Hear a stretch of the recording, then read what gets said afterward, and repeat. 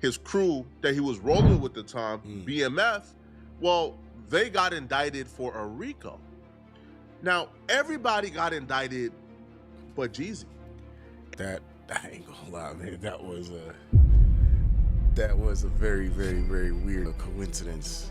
It was in the back of my head, but you know, I always chalked it up to he got out just in time and kind of had a successful rap career from the first album, that Trap or Die 101. You know, that's what I wanted to believe, and one of my favorite rappers was a real one.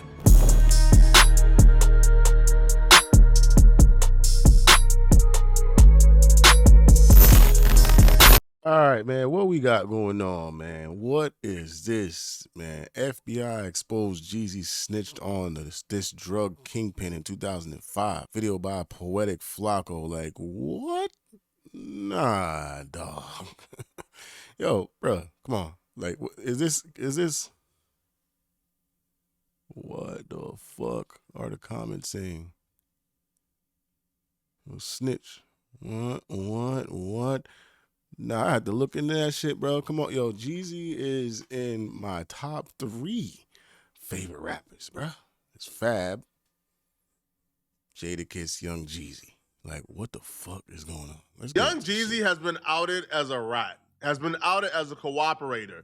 This time, he wasn't outed by Blue Da Vinci or Gucci Mane, his usual ops. No, he's been outed by the FBI themselves. The snitching allegations on Jeezy is actually centered around the 2 biggest storylines of his career: his beef with Gucci Mane and his association. Yo, what's good with the damn FBI just goddamn dropping all these fucking projects, nigga? What the hell? These niggas acting like QC in 2014. What the fuck going on? With BMF. Back in 2005, when Gucci Mane and Jeezy was beefing, their beef actually led to somebody being murdered, a man called Pooky Loc, which was really good friends of Jeezy. Now, the publicized story of this is Gucci Mane caught the body in self-defense. However, Gucci Mane was initially charged, then it was dropped due to self-defense. And we learned all about Gucci Mane's legal troubles due to this murder. But what's not told is that murder of Pooky Loc actually got Jeezy on the Feds' radar. And the Feds actually blamed Jeezy more for that murder than they blamed Gucci Mane. If you guys are kind of blurry about what exactly happened between Gucci Mane and Jeezy, let me, redraw your memory real quick. With Gucci Mane and Jeezy leading the way in Atlanta rap, it was only inevitable that a collab would come soon. In 2005, Gucci Mane and Jeezy were... Yeah, this is fucking crazy, bro. What the... Come on, I say it ain't so. Not my boy Jeezy, though. Recorded 2 songs together. The first song was Black Tees, which was a response to Dem Franchise Boys' hit song White Tee, and the second song was So Icy, or just Icy. So Icy would go crazy in the streets almost immediately, and would then be featured as the main single on Trap House 1. The song was such a massive hit that even high schools across the country banned the iconic snowman tee that Jeezy wore in the video. But as time... That was a thing, bro. That was a thing. They definitely told me to turn my shit inside out, bro. I had the bootleg one, you know what I'm saying, for $15, but that's neither here nor there. That is the influence that Jeezy had across the country. I'm a nigga that, lived in Jersey at that time, and that's how influential that was. Rumors surfaced that Jeezy may have been upset with how things went. Although it's still not 100% clear why Jeezy was upset, we can assume it has something to do with the fact that he wanted the song to be on his upcoming album. He quickly took to the studio to release a diss track titled Stay Strapped, where at the end of the song he would put a $10,000 bounty on Gucci's So Icy chain. Real talk, I got a bounty on that shit, 10 stacks, man, you know Jeezy pay. Yeah, man, top 10 diss songs of all time, though, you feel me? That's in the top 10. Stay Strapped? Yeah. That was a real beef, bro. Jeezy would start to distance himself from Gucci and cause some strain on their friendship. Gucci would also get upset at the fact they could never perform their song live, which he felt they were missing out on a huge part of promotion. Because once again, this is in the days where live shows made a huge impact on getting your music heard. But Jeezy didn't stop, and he continued the beef. Over the coming weeks, the petty beef would turn into something much more. One summer evening, Gucci would go home with a stripper after a party, just a month after the So Icy hit dropped. 5 men stormed the home where Gucci was staying, armed with pistols, brass knuckles, and duct tape. They would get into a physical altercation, pistol whipping the stripper and hitting Gucci in the face. One of the men allegedly yelled, "Shoot him," Upon realizing his life was at risk, Crazy the transformation that Gucci made. You know, crazy the transformation Gucci made, bro.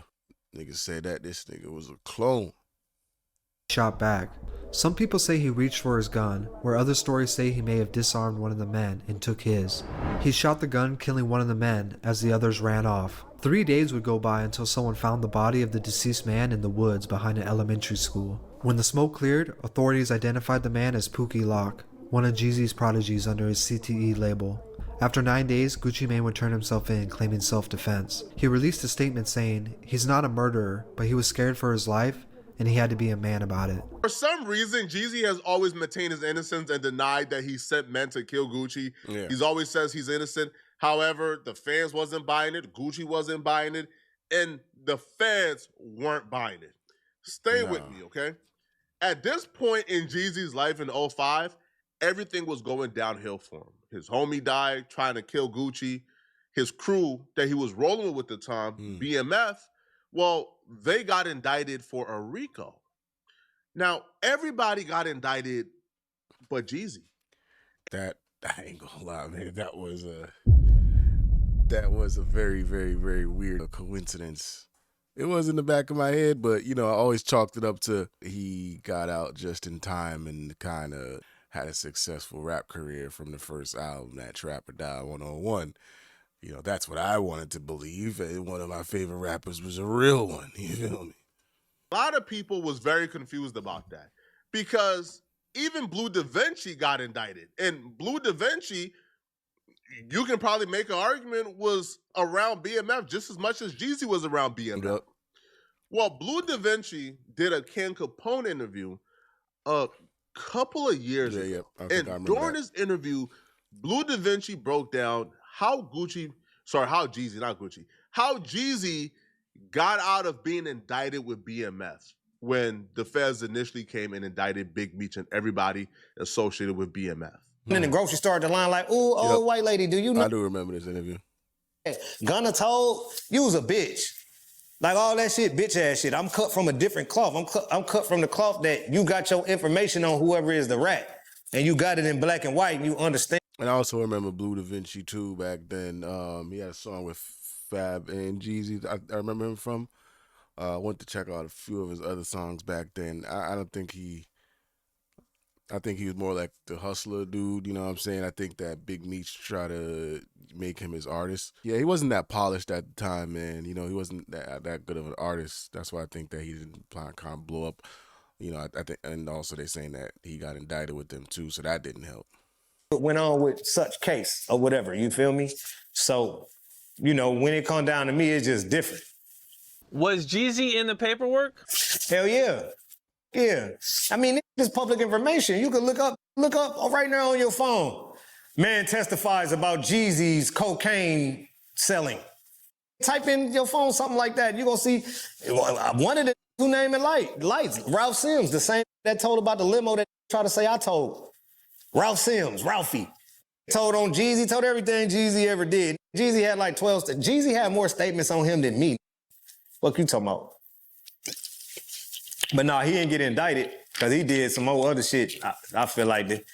I know some things he did, like he turned Meech cars into the feds. That same Porsche truck and that Ferrari I was talking about a while before he came to Miami and doing some lie detector tests about this gun case he caught one year in 06 when I went to go meet him. We had a shootout, not against him, but some other, like when me and him start trying to talk, some other popped it off with us and we end up having a shootout.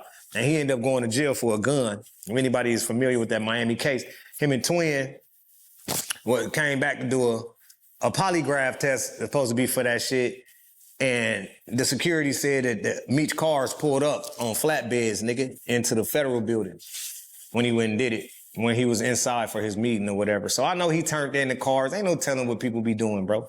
That's all I know he did. And then he told about the gun case that was already thrown out at the state level, and then the feds picked it back up. So everybody look up Big House. You look up Big House. He was a security for Jay-Z. He was a security for Big Meech. He was also a security for Young Jeezy. Yeah, Jeezy put the people on his ass, and he'll let you know. If you look him up, he talking his story, and you know, you got all these people with these accounts of these people that's out here. Sorry, y'all, I just be the bearer of bad news because 10 years go by and people act like they ain't never heard nothing, don't know nothing. Like, hold on, the selective politics shit gotta stop. If you look at that BMF indictment, they were indicting people, I'm talking about at the low level, just an association. All right, yo, you was claiming BMF, Rico. Yo, there were people on that case who did like 2 years or 3 years for like low level involvement with BMF. Street level shit. Yeah. But Jeezy, who was with BMF on a daily basis, was not charged. Now, this story has been told by Blue Da Vinci and other members for years, but because... See, that's what happened, man. You know what I'm saying? That's what happened when you're a fan of artists, you know? From what, 2004, 2005, Jeezy came out. You don't want to hear that shit? You know, I always chalked it up to, man, niggas just be hating on my boy Jeezy, bro. Niggas be hating, saying niggas all washed up, dusty. I don't believe that shit. Now, come to find out, let's see. I'm waiting for him to get into this evidence, though. You know, I still, no. Not the snowman. You know what I mean? Yeah, not Mr. Trap or Die. You feel me? Don't believe it. They are at a point in their careers where they aren't as successful as Jeezy. It's always been looked at, man, they hating. Now, Blue Da Vinci would also will also give another point, like in his interview. At the time he believed, or where he began to think, oh yeah, Jeezy is cooperating with the feds, was with the records and the contracts, right? So Blue Da Vinci was trying to get off the ground, trying to get the music hot again. Right. He had a record with Jeezy. Now, Jeezy was supposed to clear the record, sign the contract. Now, is he saying again as in post-release from jail or before he got indicted? You know, because that's important. So it could go. He dropped the record and the record got pulled from the radio. That's because Jeezy never signed the contract. And he pursued that. And you're about to hear him explain how the pursuit of trying to get Jeezy to sign that contract led him to think, oh, you're cooperating. And I pushed the record out. It was on Koch. It was getting promoted and all the shit. It was getting promoted correctly. All the numbers was right.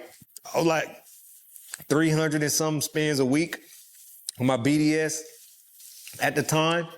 And I got a call from my team. It was like, bro, they talking about, it was like a Tuesday. I think it was a Tuesday, if I ain't mistaken. Yeah, that is just following his spirit, bro. Nigga talking about shit. I think it was a Tuesday.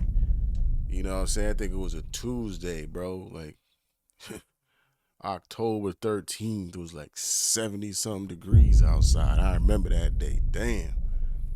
Like, this is burning in his soul, bro. Like, I mean, you know, and it's kind of hard, man, because, like, we've been so conditioned to see people try to out people and discredit people or whatever on the internet. You don't know if somebody's trying to goddamn defamate somebody's character, what the intentions behind some of these statements are, allegations or whatever. So, you know, we're just conditioned to be like, yeah, he's just a disgruntled past friend or acquaintance that's just over here trying to goddamn bring him down, put some dirt on his name and shit like that. So it's kind of hard when you first hear the stories and, you know, it's like dry snitching about him snitching, you know, no pun intended, but, you know, he don't want to go all the way in and bring other people in maybe and shit like that. So he's just giving you this surf level information and telling you to just believe him on face value.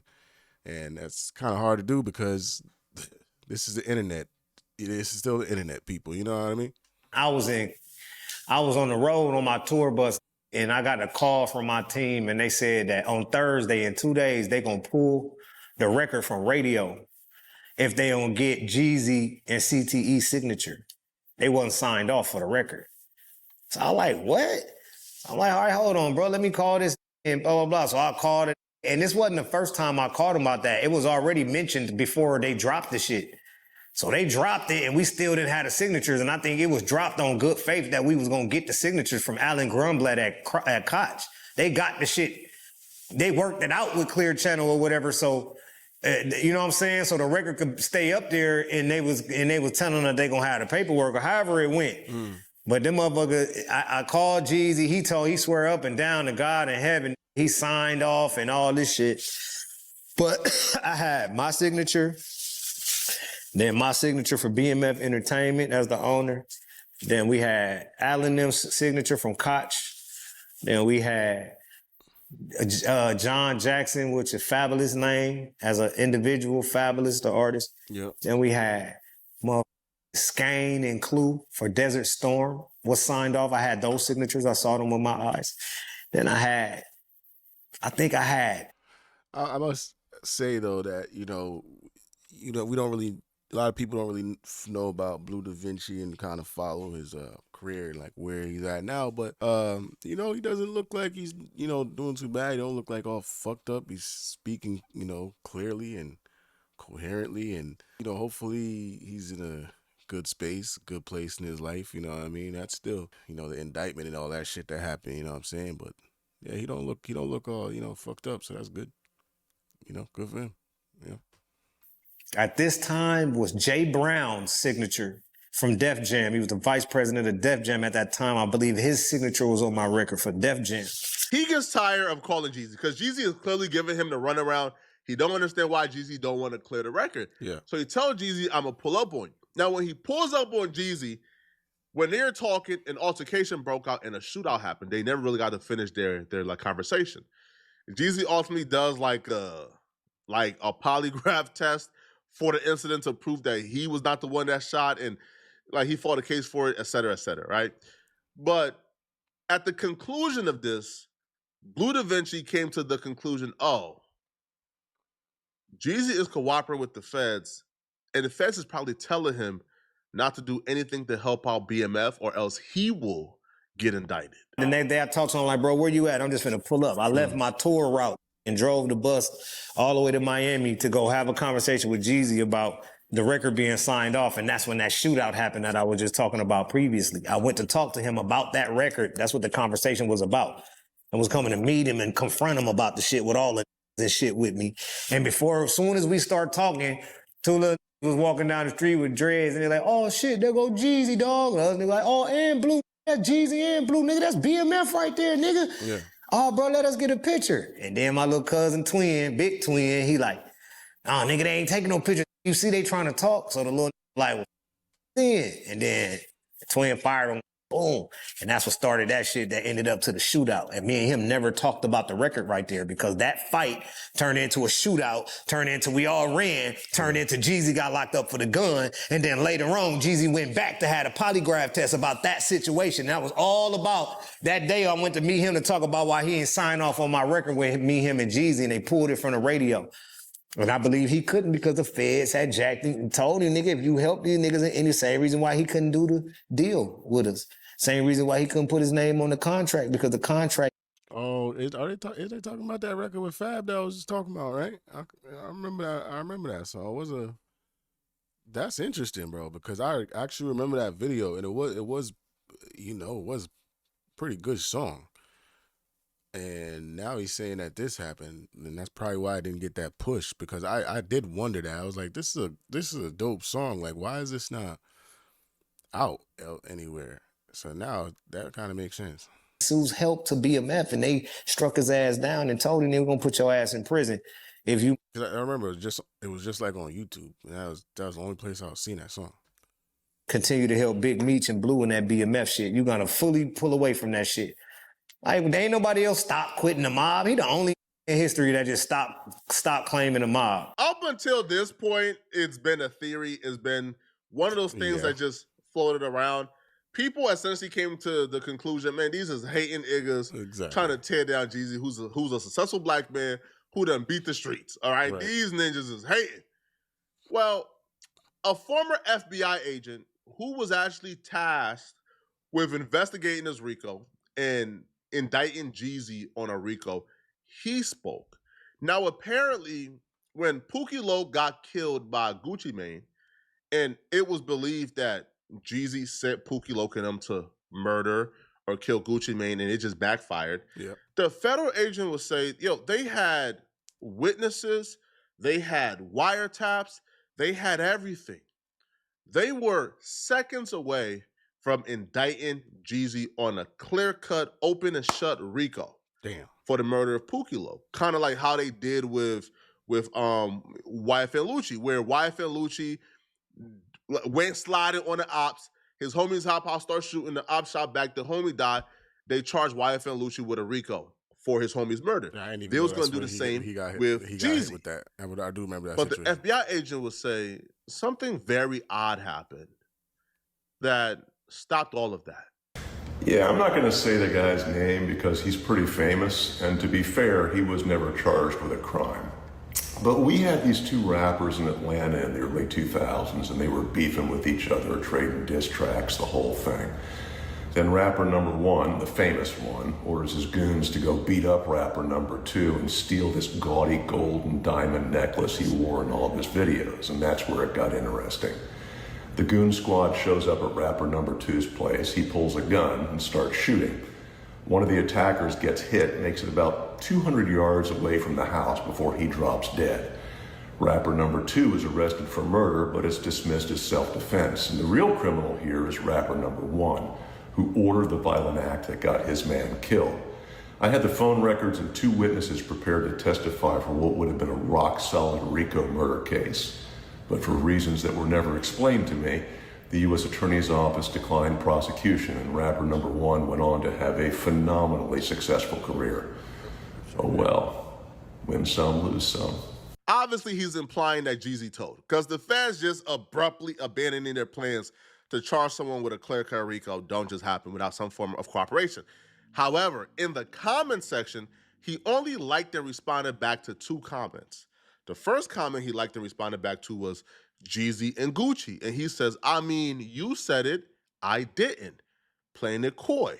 Yeah. The other comment that he responded back to and liked, also playing it coy, was, well, the BMF theory. Somebody commented, so Jeezy cooperated with the feds on Meech, so when this happened, he got a pass. That was what was being implied in the video. And by imply, I mean, the FBI agent knows exactly what happened. He knows exactly what the theory is. And he knows this is the truth. And he responded back and liked it. And he says, interesting theory. I guess now we have our answer. All right, so the only... Oh man, and I don't know if I'm like being biased here, but like the only thing or a few things, and I'm trying to wrap my head around all of this shit, bro. The thing I'm trying to wrap my head around is why wait 20 years, right? Why wait 20 years? All this, you know, Jeezy talking about all the stuff he talks about in records and, you know, stand-up guy and all this stuff. He had to wait till he retired or something like that. Like, I kind of want the explanation about that. You know, I don't want to just run off the fucking edge with this, you know, just off this one guy's word.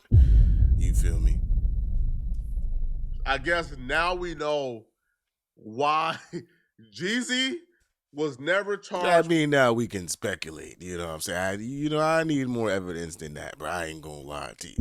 It's just like in the streets as well. Like if somebody's being accused of snitching, until you see the paperwork, you know, you just got to be kind of cautious with those things because those are really serious allegations, man. Especially when you got a street background and stuff like that. You feel what I'm saying? So BMF was charged, even though literally any and everyone who was rolling around calling himself BMF got charged. I mean, literally that is true, any and everyone, bro. Mm-hmm. Now we know why. And now we know why exactly Jeezy was never charged with the RICO for his homie being murdered by Gucci Mane. But y'all let me know in the comment section, what do you... Yeah, so it's like, yeah. I get it. Interesting theory, like he said. Interesting theory, bro. You know, it's just one of those things, man. I need to see the paperwork, dog. I need to see the paperwork. You know, that's it, man. That's it. But it is always one of those things that I thought about, like, how the hell did Jeezy escape this kind of thing, you know? But, yeah, man, shit. Let me know what y'all think, bro.